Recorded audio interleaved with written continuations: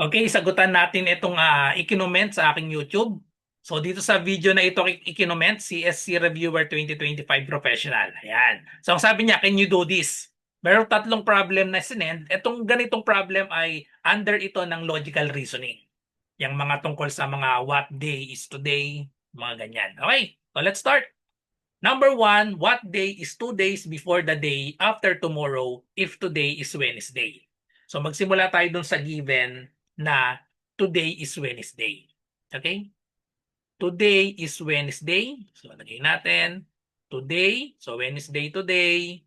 Tapos ginagawa ko pag ganito pabalik. So what day is 2 days before the day after tomorrow? So magsimula tayo, pinaka-umpisa natin yung today na Wednesday tapos next ay tomorrow. So kung today ay Wednesday, so therefore, ang tomorrow ay Thursday. Okay? So tapos meron pa ditong given, the day after, the day after tomorrow. Eh di, the day after tomorrow, so ito na yon, the day after tomorrow ay Friday. Okay? So Friday, ito yung the day after tomorrow. Okay, the day after tomorrow is Friday. Tapos isang balik pa, sabi, what day is 2 days before? Ayun, so ito na yon, 2 days before. Before the day after tomorrow. So before, di balik tayo ng dalawa. 1, 2. So ito na yon, what day is 2 days before the day after tomorrow? So bumalik lang tayo sa Wednesday. So ang tamang sagot ay Wednesday. Next, number 2.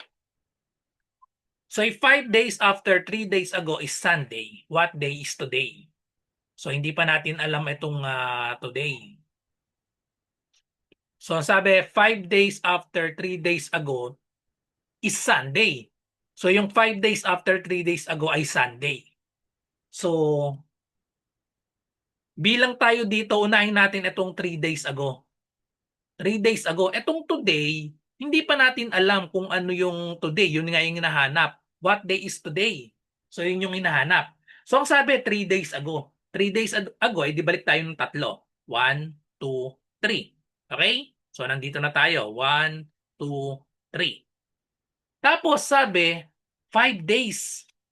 5 days after. 5 days after nito. Ito yung 3 days ago. Okay? So ito yung 3 days ago, itong part na ito. Tapos ang sabi, 5 days after 3 days ago. Eh di bilang tayo ng 5. So nandito tayo sa 3 days ago, bilang tayo ng 5. 1, 2, 3, 4, 5. So itong 5 days after daw, given, ito ay Sunday. Okay? So ang tanong, what day is today?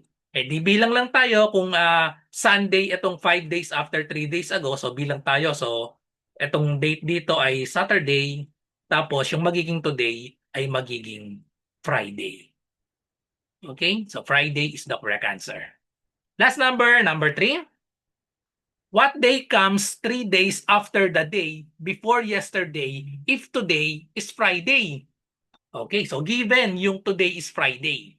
So diyan tayo magsimula sa today is Friday. Okay?